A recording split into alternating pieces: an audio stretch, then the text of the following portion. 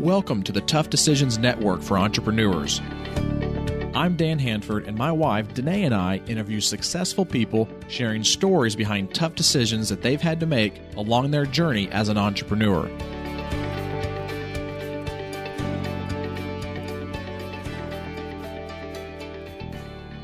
Thank you for joining us on the Tough Decisions podcast today. This is your host, Dennae, and I will be interviewing David Schnurman today. And he's a longtime entrepreneur, and I feel is going to have a lot of insights for us. So, David, thank you for coming to the podcast. Welcome. And why don't you start us off with just telling us a little bit about yourself as an entrepreneur and what your focus is right now? Dennae, thanks for having me on.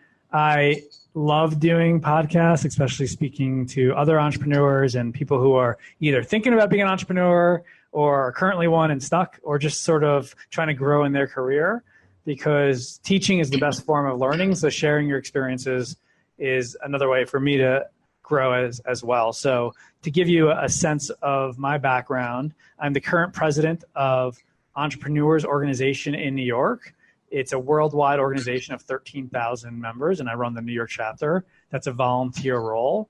It's a one-year role. I'm the CEO of Lawline. We are the largest provider of online continuing legal education in the country. About 3 million courses have been completed. And I'm also the author of a book that's coming out in 2 weeks. So it's called The Fast Forward Mindset. And the subtitle is How to Be Fearless and Focused to Accelerate Your Success. And the book was 2 years in the making, essentially, 41 years in the making. But really, for the past 2 years, I've spent a lot of time researching and writing. It felt like a marathon, and the amount of energy and time you put into it.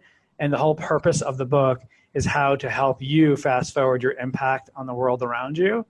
And the reason it's the entrepreneur edition is it's geared towards my stories as an entrepreneur of a lot of the tough decisions that I had to make and the walls that I faced, but it's generally focused on two areas that I had to deal with, and that most of us deal with, is lack of confidence in myself and lack of focus to see things through.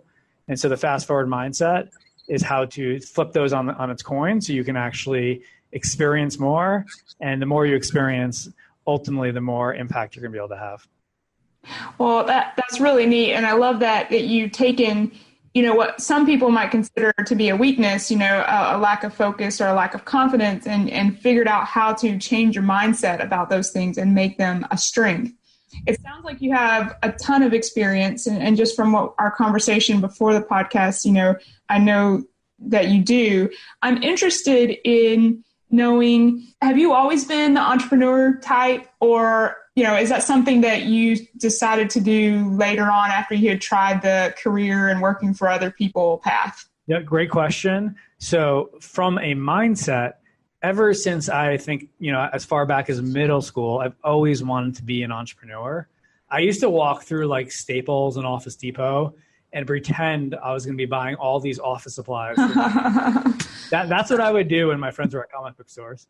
When I was in high school, I used to take Entrepreneur magazine, and at the back of it, I used to cut out the franchises that I thought I would buy someday. And then like in college is when I really started reading self-help and improvement books. And I literally would read them till, 2 a.m. every night while my friends were out, and they just couldn't understand why I was doing that. But the thing was, Dennae, I actually almost never became an entrepreneur. And to your point, I thought within 3 years of graduating college, I'd be making 7 figures in my own business. And 5 years later, on my 4th sales job, I started to panic that, oh my God, is this person that I have inside my head going to actually come to fruition? So I joke because at that time I did what any budding entrepreneur would do to take control of my life. I did what my dad wanted me to do. So I went to law school. And it was in law school, some really bad experiences that I had in my second year that really made me make a decision to take action during law school to figure out if I could start a business within 1 year or less. So I started a TV show on cable access.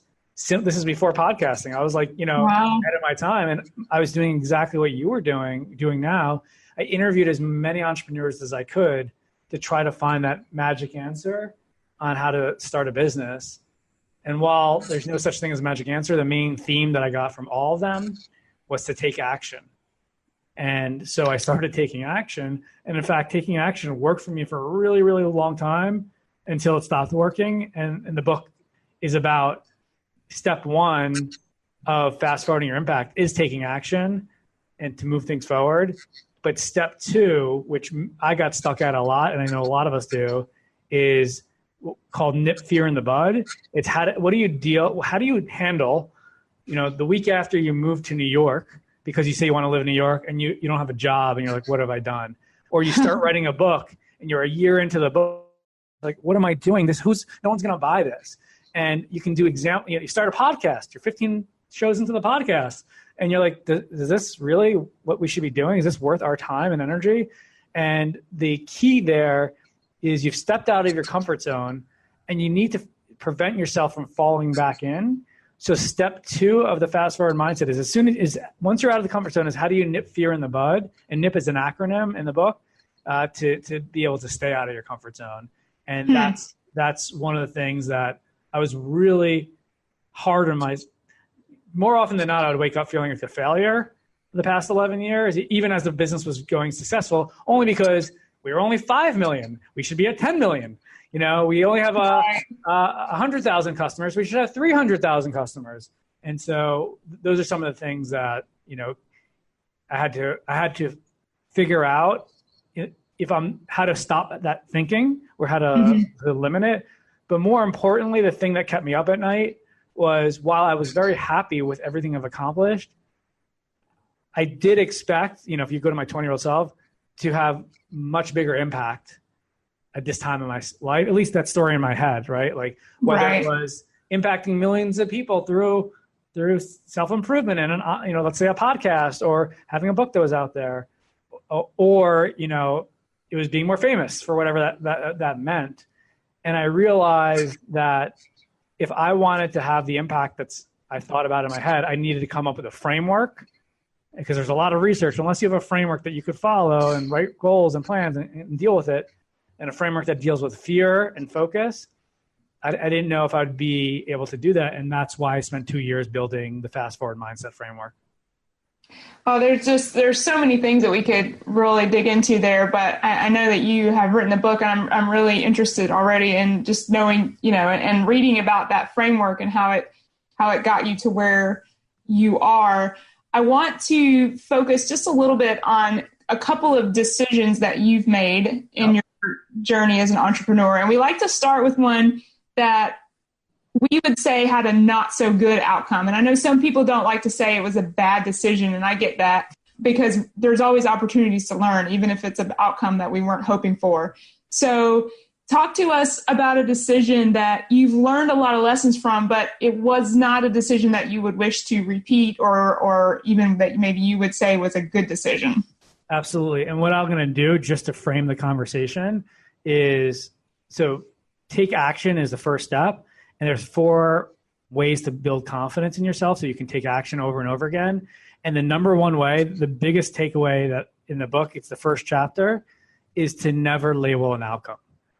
And so it's just really important. You might not have the outcome you wanted.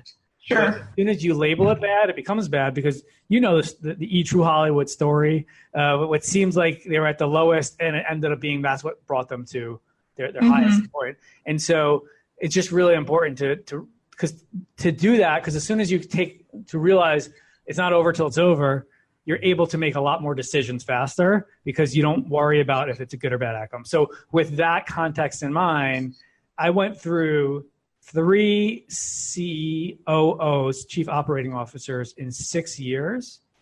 Wow. And so 2 per year. And the third one, I decided to hire somebody outside of our business. The other 2 came from sort of our business because I was looking for somebody with industry experience, with management experience, with high level experience. And I just didn't believe we can do it on our own. And it turned out that it was not the right culture fit for our organization. And it led to 2 really tough years for us and the culture of the business. I probably, good thing, bad thing, who knows is the saying, because there's a lot of good that came from those 2 years, but certainly it wasn't fair not only to me, but it wasn't fair to the COO who I hired, because he wasn't a culture fit. And I sort of knew that from the beginning, but I was in a way desperate for leadership and growth. So certainly that was one of the tougher decisions I made that didn't have the outcome I was hoping for, but it set us off to a path where the second year, when I realized I didn't want to repeat the same thing over and over again, I ended up hiring an executive coach to work with the leaders in our company, which we didn't even have a leadership team at the time.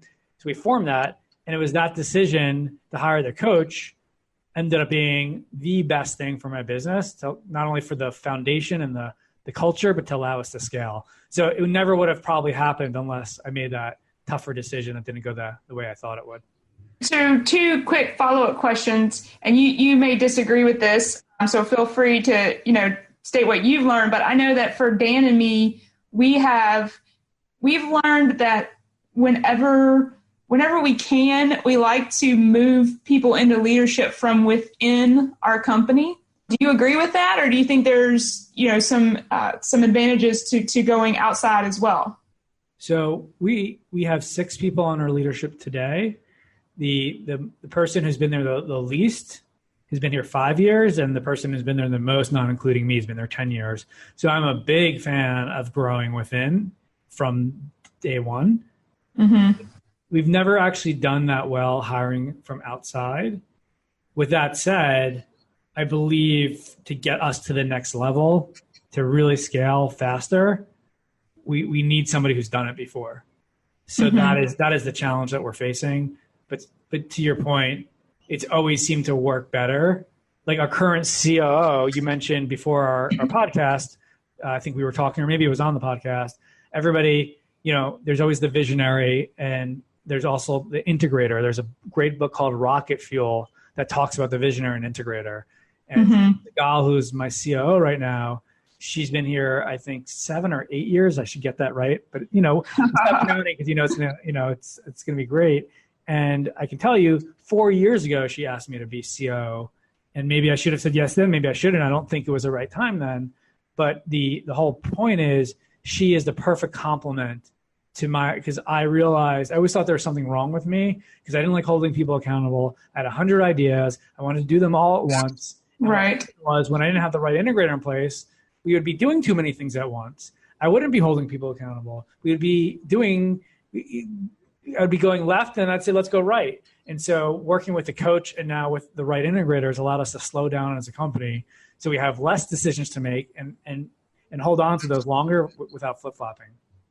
Right. And then you mentioned you hired an executive coach for your leadership team. So is that like your board of directors? Was that your managers? How far down did you extend that? And what kind of tangible results have you seen from that?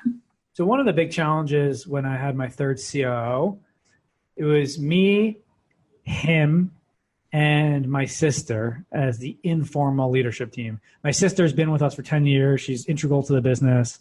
And so she is always looking out. But what would happen it would be this dysfunctional relationship, because there was no focus, there's no accountability, there's no structure, there's no planning.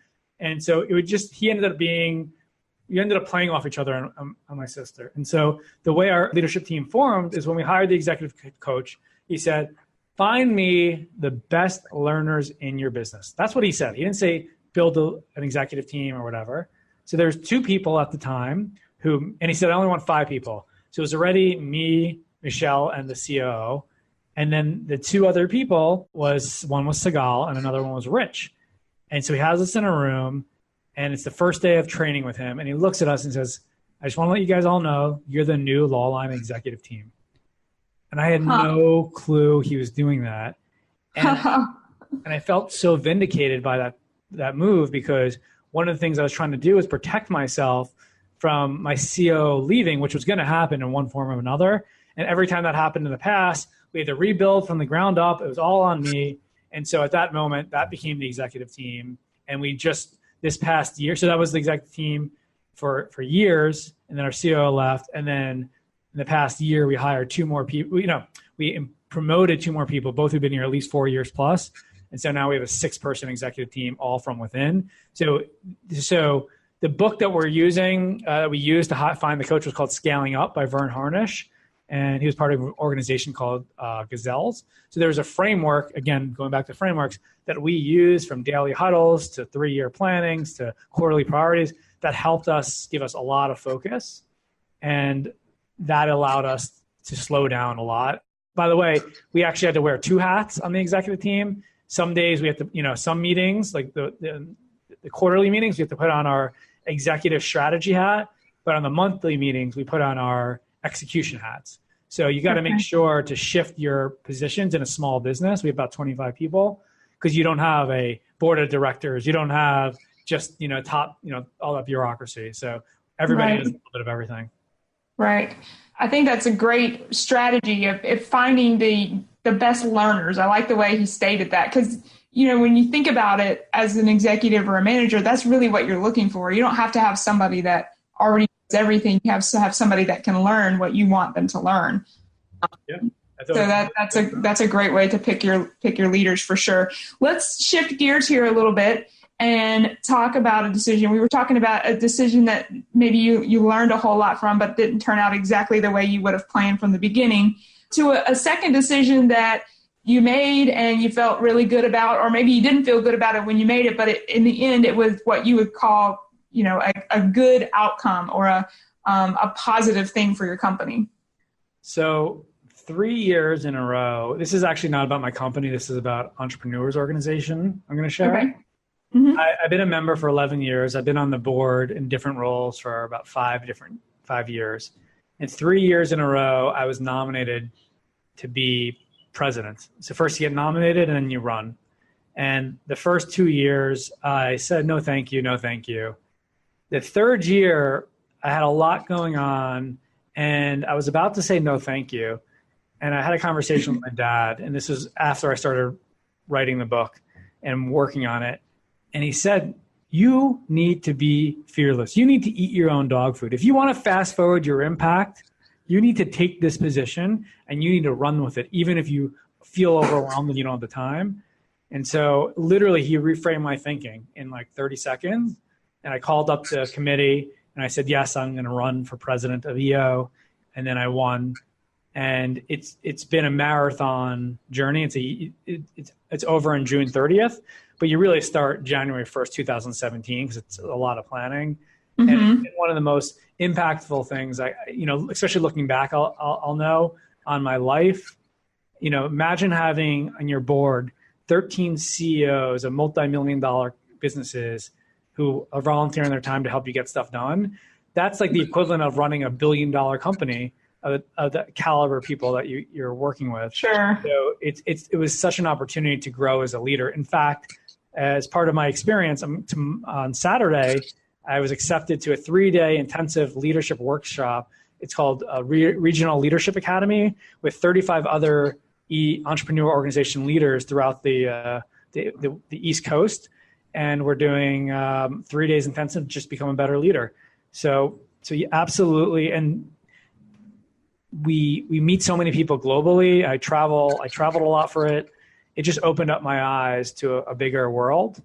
And so I was really happy I made that decision because it changed the direction of my life. So talk to us then a little bit, you talked about a couple of difficult decisions and the outcomes of those and how you've been changed. Talk a little bit then about some of the strategies that either you do use or you've learned over these decisions that now you are able to implement when you're facing another tough decision. So glad you asked, because I do have strategies.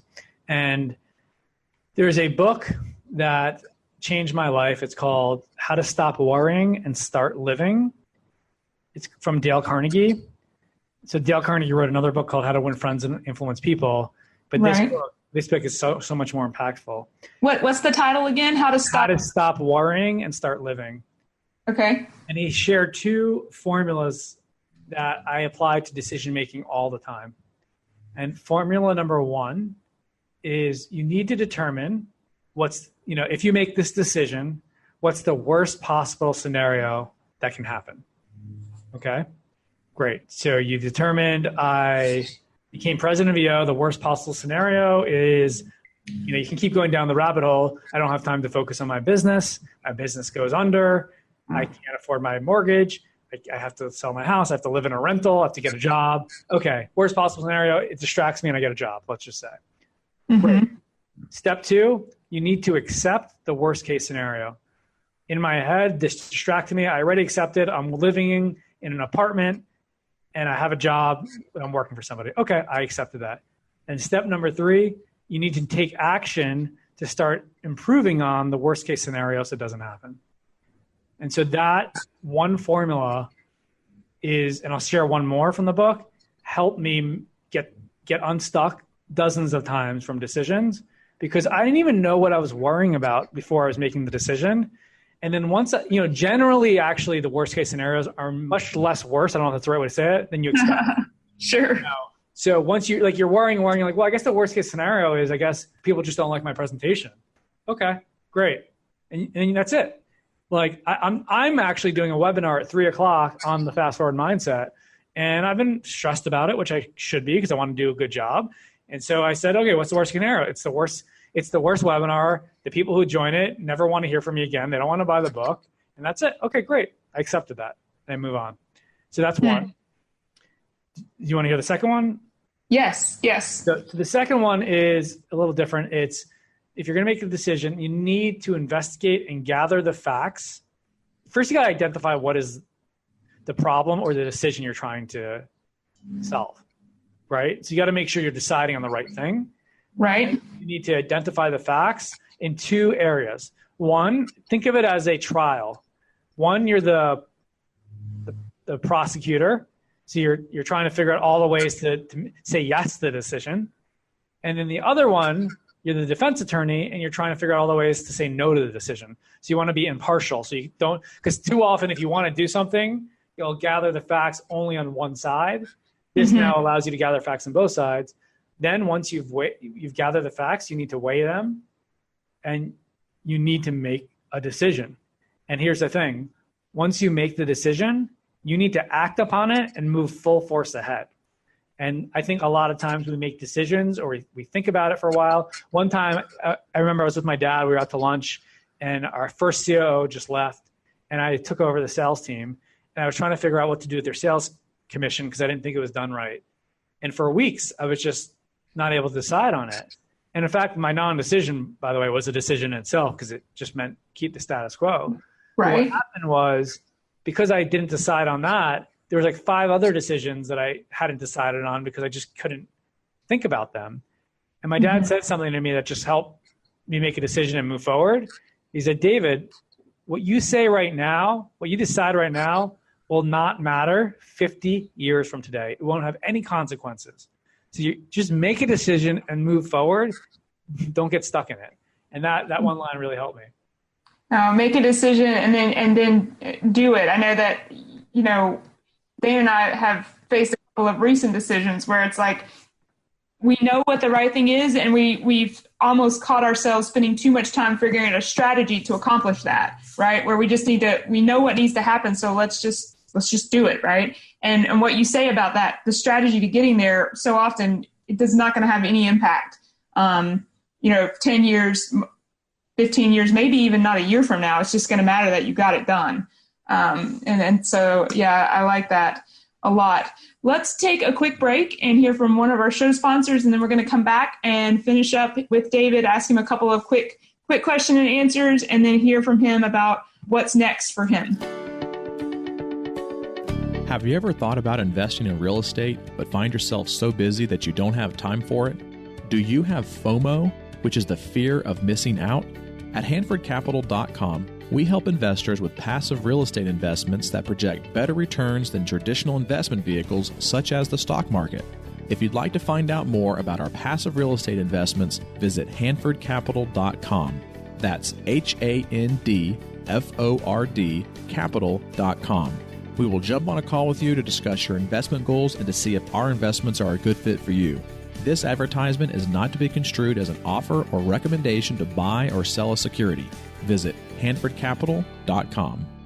We are back with David Schnurman. And David, the last part of our show here, we like to just get a little bit of information from you, kind of about more, I guess, about your life as an entrepreneur. So just share with us some of the things that are helpful to you. And the first thing we like to know is, what is your favorite technology that you use in business that makes your life easier?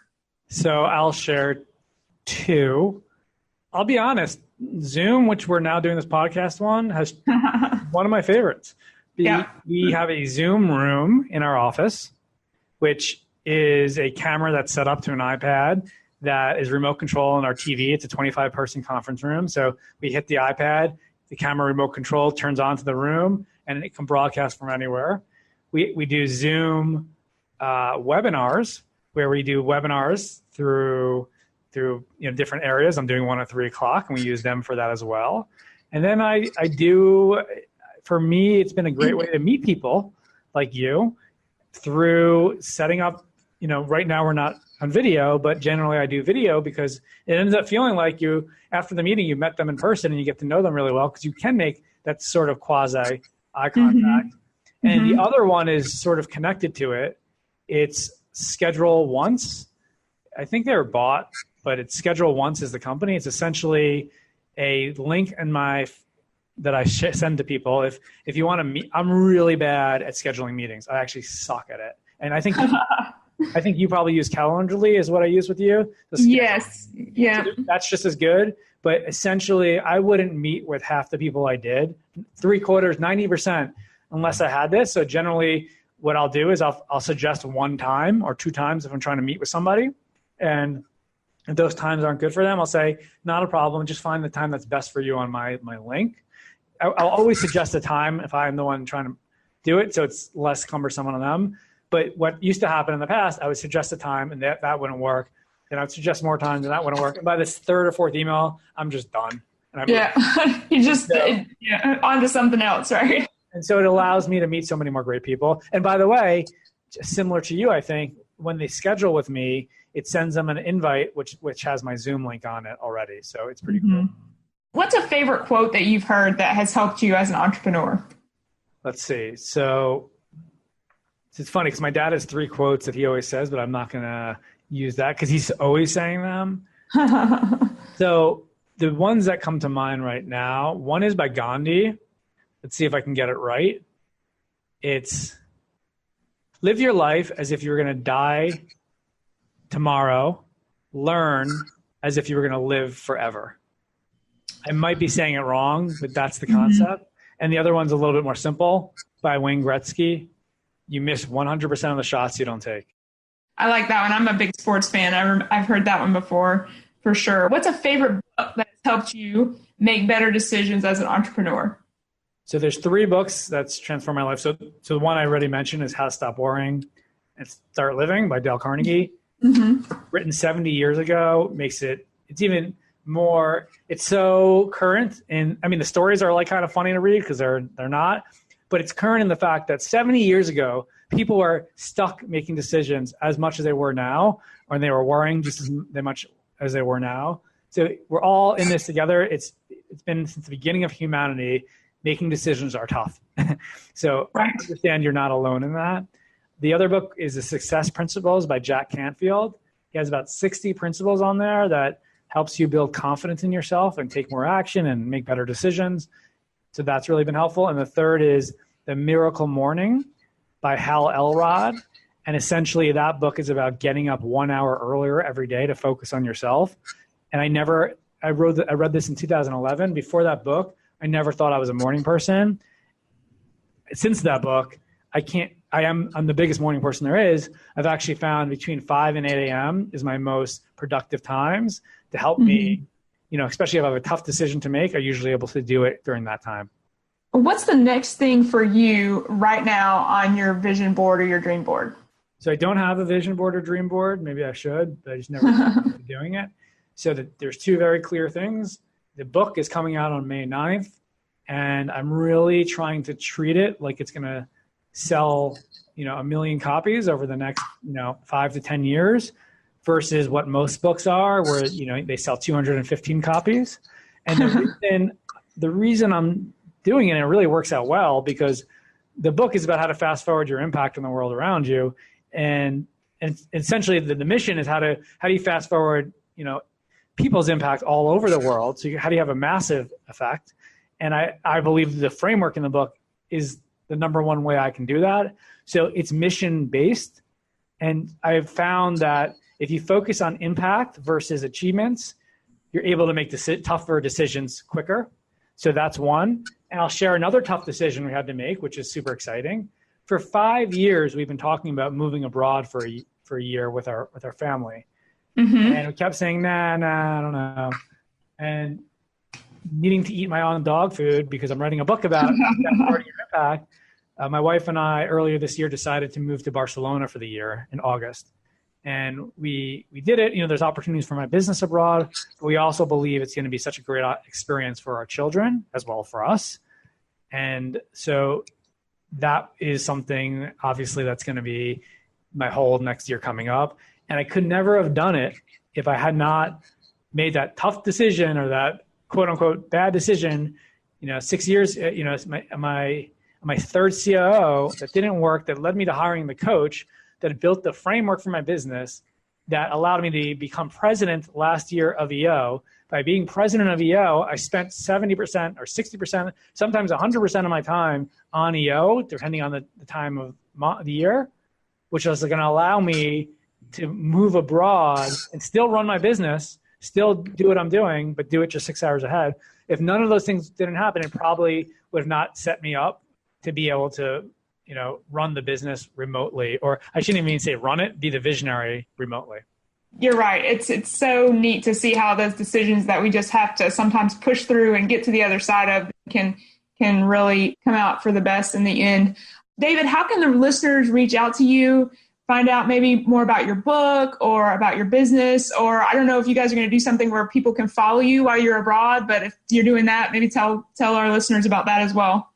Yeah. So my website is fastforwardmindset.com, or you can do ffwdmindset.com, or you can go to davidschnurman.com, or you can go to Lawline. But you can just email me directly at david@lawline, LAWLINE.com. And if you Google my name, you'll see my LinkedIn, my Facebook, Instagram. Over the past 6 months, I made a decision in terms of fast forwarding my impact to start being more active and putting a lot of content out there, especially on LinkedIn. And I'm going to continue doing that because even if I sell 1 million copies of the book, there's still a lot more people who are not going to read the book than read it. So you got to figure out ways, and obviously doing this podcast and putting out content and speaking will be one of them. So look, anybody who's listening and has been engaged throughout, I'm open to any conversations to help spread the message of this book. Well, David, thank you so much for your time and sharing your insight and your experience. I had a great time talking with you, and I know our listeners will appreciate your lessons that you've shared and the framework specifically too about how you make those decisions. So thank you. Best of luck to you, and we look forward to talking to you again sometime. Thanks, Dennae. I really appreciate it. Thank you for listening to the Tough Decisions Network. Be sure to visit toughdecisions.net to gain access to show notes for this episode and to join our free weekly entrepreneur email, where we will send you news about the latest technology for your business, inspiring quotes, and the latest books for entrepreneurs. That's toughdecisions.net.